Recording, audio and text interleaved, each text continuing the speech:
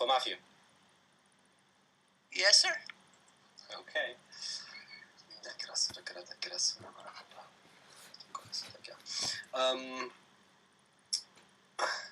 I can see like a tennis racket, Matthew. I sense that there's a lot going on with God right now. A lot of sharing. He's showing you a lot of things. You like he's putting the ball into your court. You're giving him back the ball. There's a lot of interaction with God these days. I don't know if there's maybe like he's showing you very strong truths and new things that you didn't know before, maybe.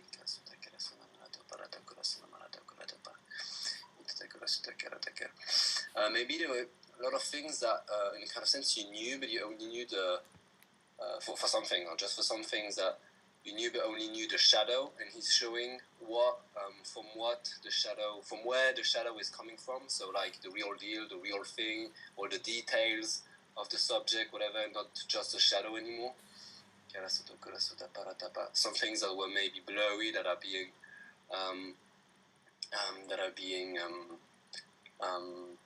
given back sharpness and details and all. Clarity.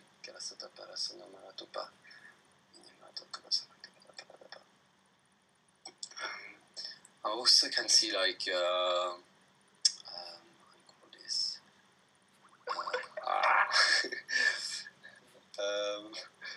A lighter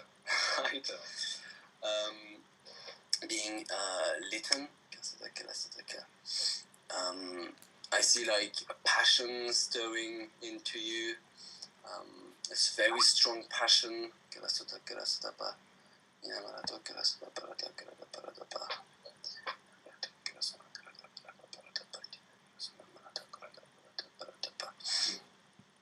And a passion that is really gonna like light other people too, and that is very addictive. It's gonna be very contagious.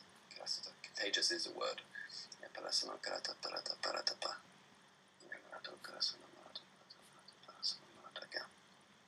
I see that you are a good shepherd to people.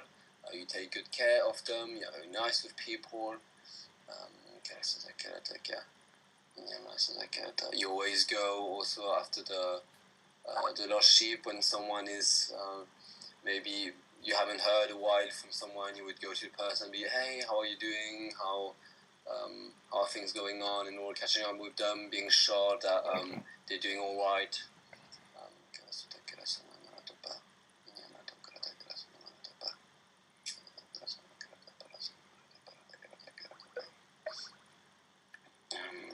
And also actually correcting them if need be.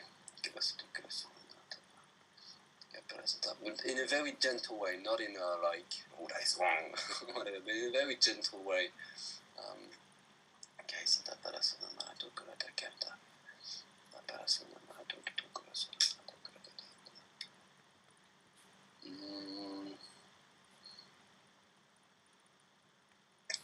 I can also see a lizard. Since that you are a survivor, that the experiences you've gone through and all this have really strengthened you. And wherever the conditions may be, whether you're in the desert or whatever, it doesn't change anything, because you're always able to get the most of every opportunity. Like even if the enemy would be trying to strangle you, or would be trying to make you tired and all, well, you would always you are very resistant and all, and you would always be able to find what you need, find the food you need, find the water you need.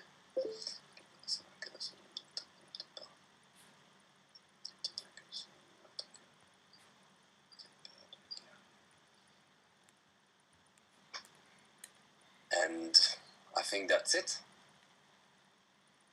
Great job. Chanel, would you go next? Yes, this is for Matthew, right? Yes, ma'am. Okay, so Matthew, it kind of layers like what Pierre was saying at the end.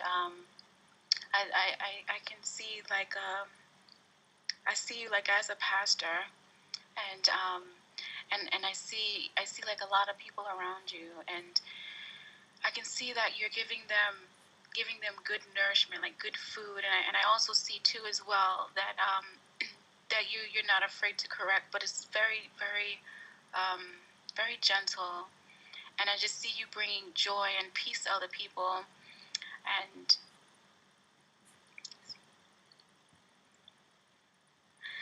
you too, like, you know, even the things that you go through or something that bothers you, you don't let it affect your ministry, or you don't let it affect how you would treat others. And I feel that even I just get a lot of kindness, and a lot of kindness,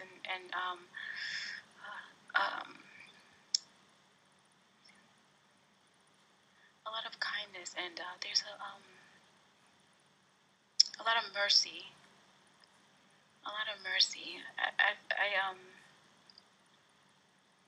there's some mercy that you give mercy. I don't know if you went through anything, or you're going through anything with anyone, or someone has done something against you or anything like that, but I see mercy, or a lot of mercy that you've been given, or has been given to you.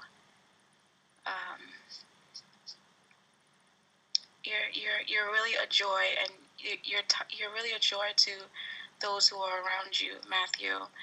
And I feel that everything that you do reflects the Father, reflects Him, and I feel that He's pleased with that. Like, you can, I mean, we all do wrong, but you just have this relationship with God that He understands you, and you understand Him, and you help others understand as well, and you help others understand of His grace and His mercy. You're like a reflection of His grace and His mercy as well, and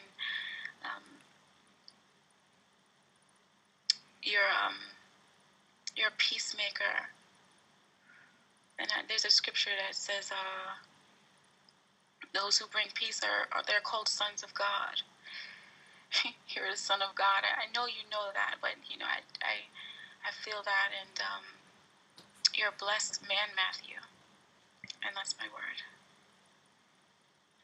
Nice word. Very nice. Mr. Tate, how about you next? And then we'll do Giselle. Sorry. Sure. For Matthew. So, I saw you like coming through a hole. Like a hole, there's a brick wall. But I see you almost like swimming out of a hole into a new destiny. I mean, not new destiny, but like into a new zone, sorry. And I see like as you're coming out of that hole, things are just trying to knock you down and put pressure on you. I see so much pressure, like, and sometimes you feel so helpless that you can't help but just pay attention to what's pressuring you. But I also see you saying, "Hey, this is a lie of the enemy. This is I'm going in the right direction. These things cannot stop me when God is when God is with me." So I still see you climbing out until the enemy realizes that he can't influence your decisions. You're making progress, and he just can't do anything about it. And I see you. That's what I see you doing. I see you pushing on, and I see you standing up, and I see you putting a flag onto the areas that you've stand as if you dedicated those areas to God. And yeah, so that's what I got for you, Matthew.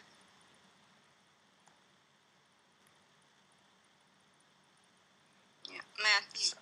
Go ahead. Sorry, I couldn't mute quick enough, but go ahead. Yes, I see the word encourager. You're an encourager to others. You like to help people up. You see someone down, you're quick to go to them, to build them up. You don't like people to feel hurt or sad, or anytime you sense that, you're quick to go and build them up and nurture them. You're a very nurturing person. You see in others what you have gone through, and you're drawn to that. And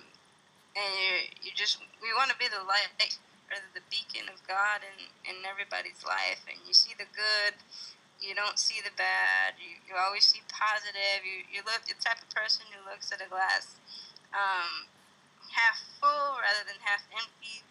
And you just love people, and your weaknesses are your strengths. God uses them. He is your strength, and I see you in the role of leadership, leading others, and I see the Lord is going to open doors that you never thought would be open to you. You'll have God's favor on you for these doors that are going to open, doors that would never normally open for you are just going to burst open, and God's going to bless you abundantly, and you're just going to be so blessed and so humbled and just overjoyed with all the things that God is going to do for you. That is a beautiful word. Now I'll give a word. Matthew, I see God kind of plumbing the depths in you. Compassion that you've always had a lot of, but it's being stirred. It's being stirred. I think you will teach a lot of people on compassion, on what love means, and on tolerance. Not loving the sin, but loving the sinner, no matter where they are or what they're into. That they're made in God's image too. I see you. You empathize easily and often carry the hurt of another person in you. You don't intentionally do that, but you just pick it up sometimes. And I see you just lifting people to God. No big fancy prayers, but you just, Lord, take care of this one. Lord, do this for that one. And Lord wants you to know He hears those prayers. They don't need to be big flashy things. Sometimes the intentionality of your heart is a prayer. Sometimes just a simple word or that catch you get in your heart when you look at someone that's got a difficulty going on that's real hard. So I think that this is going to be a season for you of finding a kind of a new place with God, like He's opening new doorways, new depths of things to you, things you've often already known about, but that they're just going to strengthen and get stronger. I see you continuing to write. I see you mentoring more people online, and eventually it will be offline. I see that one-on-one. You're going to do a lot more one-on-one and small group. And I see your online church is going to continue to grow for a good long time. It's going to be a real source of inspiration and a place for you to minister. And that's what I have for you, dear. How about some feedback?